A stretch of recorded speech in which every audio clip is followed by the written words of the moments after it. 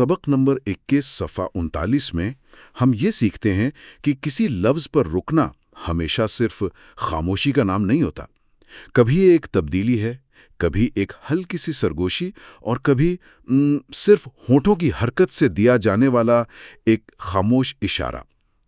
तो आइए आज किसी भी लफ्ज़ को ख़त्म करने के इन 4 तरीकों का गहराई से जायज़ा लें।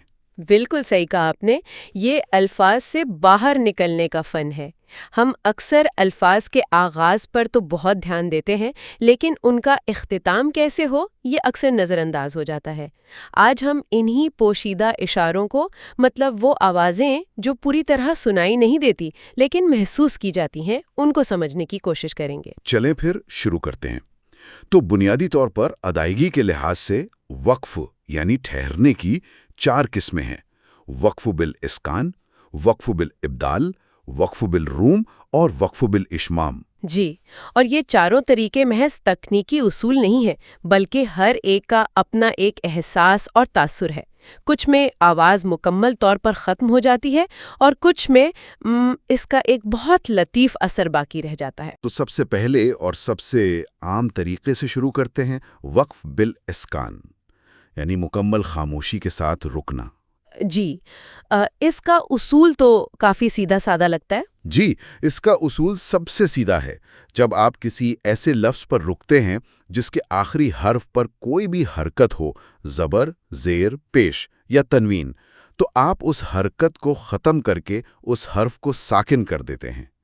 मतलब उससे जुड़ी वाउल साउंड को मुकम्मल तौर पर हटा दिया जाता है।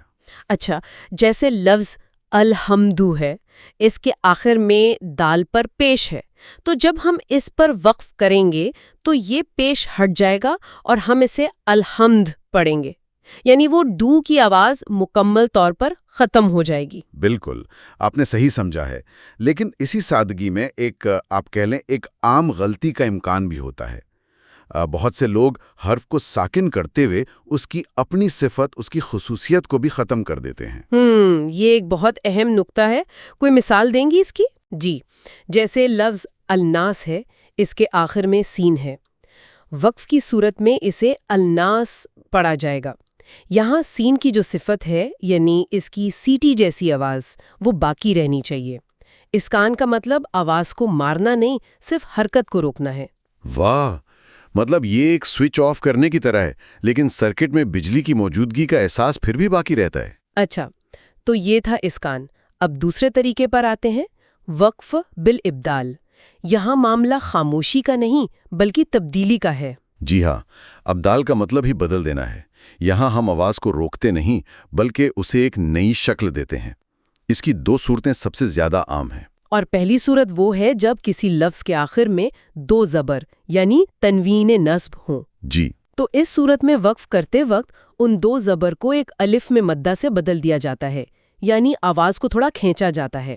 मिसाल के तौर पर कबीरन पर रुकेंगे तो इसे कैबीरा पढ़ा जाएगा, रा के बाद एक अलिफ की आवाज़ के साथ। बिल्कुल, और ये सिर्फ एक सौती तब्दीली नहीं है, इसका माना पर भी गहरा असर पड़ता है। कबीरा पर इस तरह रुकने से अल्लाह की किब्रियाई में एक वुसअत और गहराई का एहसास होता है, जबकि अलहम्द पर इस्कान के साथ रुकना एक हतमी और फैसला कुन बयान लगता है। अब्दाल इख्तिताम को एक बहाव देता है। और अब्दाल की दूसरी मशहूर सूरत गोल ता यानी ताए मरबूता वाली है। अगर किसी लफ्ज़ का आखिरी हर्फ ता हो तो वक्फ की हालत में वो साकिन हा की आवाज़ में बदल जाती है, जैसे लागियतन को लागिया पढ़ा जाएगा। ये तब्दीली भी बहुत दिलचस्प है। ता की एक वाज़े रुकने वाली आवाज़ एक नर्म हवादार हा में बदल जाती है। ये लफ्ज़ को एक बहुत ही नर्म और लतीफ़ इख्तिताम देता है, जैसे आवाज़ सख्त ब्रेक लगाने के बजाय आहिस्ता आहिस्ता धुन में तहलील हो रही हो। तो इस्कान एक फौरी स्टॉप है और अब्दाल एक खूबसूरत तब्दीली। अब तक हमने उन तरीकों की बात की जो सुनने में बहुत वाज़ेह हैं। अब हम वक्फ के उन 2 तरीकों पर आते हैं जो ज़्यादा लतीफ़ और नाजुक हैं। यहाँ अदायगी का फ़न वाकई निखर कर सामने आता है। पहला है वक्फ बिल रूम। रूम का लफ्ज़ी मतलब ही है आहिस्तगी से तलब करना। یہاں آواز مکمل طور پر ختم نہیں ہوتی، بلکہ اس کا صرف ایک شائبہ باقی رہ جاتا ہے۔ یہ واقعی تلاوت کا ایک بہت ہی نفیس پہلو ہے۔ تکنیکی طور پر روم صرف ان الفاظ پر ہوتا ہے جن کے آخر میں زیر، دو زیر، پیش یا دو پیش ہوں۔ اس کا اصول یہ ہے کہ وقف کرتے وقت آخری حرف کی حرکت مکمل طور پر ختم نہیں کی جاتی، بلکہ اس کا صرف ایک تہائی حصہ بہت ہی دھیمی آواز میں ادا کیا جاتا ہے۔ اتنی دھیمی آواز کہ صرف وہ شخص سن سکے جو آپ کے بالکل قریب بیٹھا ہو۔ دور بیٹھے شخص کو ایسا ہی لگے گا جیسے آپ نے اسکان کیا ہے، یعنی حرف کو ساکن کر دیا ہے۔ بالکل، جیسے مشہور لفظ ہے نستعینو، اس کے آخر میں نون پر پیش ہے۔ جب اس پر وقف بالروم کریں گے تو نون کو مکمل ساکن کرنے کے بجائے اس پر موجود پیش کی بہت ہی ہلکی، تقریباً ایک سرگوشی جیسی آواز آئے گی۔ یہ کیفیت نستعین اور نستعین کے بالکل درمیان کی ہے۔ یہ بالکل ایک ڈمر سوئچ کی طرح ہے۔ واہ، کیا مثال ہے؟ جی، آپ روشنی کو ایک دم بند نہیں کرتے، بلکہ اسے اتنا مدھم کر دیتے ہیں کہ اس کی چمک صرف قریب کھڑے شخص کو ہی نظر آئے۔ یہ ادائیگی میں ایک بہت ہی لطیف اور قربت کا احساس پیدا کرتا ہے۔ اس کا مقصد یہ بتانا ہے کہ اصل میں یہاں ایک حرکت موجود تھی جسے ہم نے نظر انداز نہیں کیا، بلکہ اس کا احتراماً ہلکا سا نشان چھوڑ دیا ہے۔ بہت خوب۔ اور پھر آتا ہے وقف بالاشمام۔ یہ تو روم سے بھی زیادہ لطیف ہے، کیونکہ اس میں آواز بالکل بھی نہیں ہوتی۔ یہ مجھے ہمیشہ سے بہت پراسرار لگا ہے۔ آواز کا کوئی عمل نہیں، صرف اشارہ۔ آپ نے بالکل صحیح لفظ استعمال کیا، یہ ایک اشارہ ہے۔ اشمام کا مطلب ہے ہونٹوں سے اشارہ کرنا۔ یہ صرف ان الفاظ پر ہوتا ہے جن کے آخر میں پیش یا دو پیش ہوں۔ یہاں معاملہ سننے کا نہیں، بلکہ صرف اور صرف دیکھنے کا ہے۔ اچھا، اس کی ٹیکنیک کیا ہے پھر؟ اس میں آخری حرف کو پہلے مکمل طور پر ساکن کیا جاتا ہے، یعنی اسکان کیا جاتا ہے، اور اس کے فوراً بعد کوئی آواز نکالے بغیر صرف ہونٹوں کو گول کر کے پیش کی ادائیگی کی طرف اشارہ کیا جاتا ہے۔ جیسے نستعین پر ہی اگر وقف بالاشمام کریں تو پہلے نون کو ساکن پڑھیں گے، یعنی نستعین، اور پھر فوراً اپنے ہونٹوں کو اس طرح گول کریں گے جیسے آپ او کی آواز نکالنے والے ہیں، لیکن کوئی آواز نہیں نکلے گی۔ یہ ایک خاموش اداکار یا مائم کی طرح ہے۔ ہونٹ او کی شکل تو بنا رہے ہیں، لیکن سانس کی ذرا سی بھی آواز نہیں آتی۔ یہاں آپ کانوں کے بجائے آنکھوں کو اعراب یعنی واؤل دکھا رہے ہیں۔ یہ اس اعراب کو دیا جانے والا ایک بصری احترام ہے۔ تو ہم نے 4 بنیادی اقسام دیکھ لیں: اسکان، ابدال، روم اور اشمام۔ اب کچھ مزید پیچیدہ صورتحال کو دیکھتے ہیں۔ مثال کے طور پر اگر کسی ایسے حرف پر وقف کیا جائے جس پر تشدید یعنی شد ہو تو کیا ہوگا؟ یہ ایک اہم نکتہ ہے، کیونکہ تشدید کا مطلب ہی ہے کہ اس حرف میں 2 حرفوں کی طاقت ہے، ایک ساکن اور ایک متحرک۔ تو جب ہم اس پر رکیں گے تو اس طاقت اور وزن کو ظاہر کرنا ضروری ہے۔ بالکل، اصول یہ ہے کہ ایسی صورت میں اس حرف پر ذرا جماؤ اور دباؤ کے ساتھ آواز کو ٹھہرا کر پڑھنا چاہیے۔ مثال کے طور پر لفظ مستقرن میں آخری حرف را پر تجدید ہے۔ جب اس پر وقف کریں گے تو اسے مستقر پڑھا جائے گا، یعنی را کی آواز پر تھوڑا دباؤ ڈال کر۔ جی، اس میں ایک وزن اور ٹھہراؤ کا احساس ہے۔ آپ آواز کو چھوڑنے سے پہلے اس پر مضبوطی سے دباؤ ڈالتے ہیں تاکہ سننے والے کو معلوم ہو کہ یہ ایک مشدد حرف تھا۔ اور اب اس میں ایک اور طے شامل کرتے ہیں۔ اگر تجدید والا حرف حروف قلقلہ میں سے بھی ہو، یعنی قاف، تا، با، جیم، دال، تو پھر ادائیگی کیسے ہوگی؟ کلکلا کا مطلب ہے گونج یا ایکو، تو جب تجدید اور کلکلا ایک ساتھ آئیں تو یہ ایک بہت ہی طاقتور صوتی امتزاج بن جاتا ہے۔ جی، اصول یہ ہے کہ اس صورت میں کلکلا یعنی گونج کی آواز بہت واضح طور پر ظاہر ہونی چاہیے۔ جیسے اگر ہم بالحقی پر وقف کریں تو یہاں قاف پر تجدید بھی ہے اور وہ حرف کلکلا بھی ہے، تو یہاں کیا عمل ہوگا؟ یہاں 2 مراحل میں ادائیگی ہوگی۔ پہلے تشدید کی وجہ سے کاف کے مخرج پر مکمل دباؤ ڈال کر اسے بند کیا جائے گا۔ ایک لمحے کے لیے آواز رکے گی۔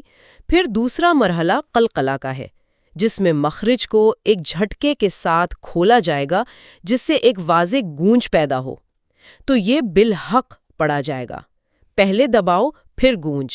یہ ایک بہت ہی فیصلہ کن اور طاقتور اختتام ہے۔ چلیں ان تمام اصولوں کو عملی طور پر دیکھتے ہیں۔ ہم سب کی جانی پہچانی سورۃ الفاتحہ کی مثال لیتے ہیں۔ بہترین خیال ہے۔ سورۃ الفاتحہ کے ہر وقف پر ان میں سے کوئی نہ کوئی اصول لاگو ہوتا ہے۔ پہلی آیت الحمدللہ رب العالمین، یہاں العالمین پر وقف ہو رہا ہے۔ آخری حرف نون پر زبر ہے تو یہاں کون سا وقف ہوگا؟ یہ سب سے بنیادی قسم وقف بالاسکان ہوگا۔ ہم نہ کی آواز کو ختم کر کے یعنی ساکن نون پڑھیں گے۔ العالمین۔ بالکل۔ اگلی آیت الرحمن الرحیم، یہاں الرحیم میں میم کے نیچے زیر ہے۔ یہاں بھی سب سے عام طریقہ تو اسکان ہی ہے، یعنی الرحیم، لیکن ایک ماہر قاری یہاں اپنی مہارت دکھاتے ہوئے وقف بالروم بھی کر سکتا ہے۔ اچھا، یعنی میم کی زیر کی 1/3 آواز بہت آہستگی سے ادا کرے، الرحیم ہلکی زیر کے ساتھ۔ جی، اس سے رحمان اور رحیم کی صفات میں ایک تسلسل کا احساس پیدا ہوگا۔ اور پھر مالک یوم الدین، یہاں بھی الدین پر وہی 2 امکانات ہیں، اسکان یا روم، لیکن یہاں اشمام نہیں ہو سکتا کیونکہ آخری حرف پر پیش نہیں ہے۔ صحیح پکڑا آپ نے۔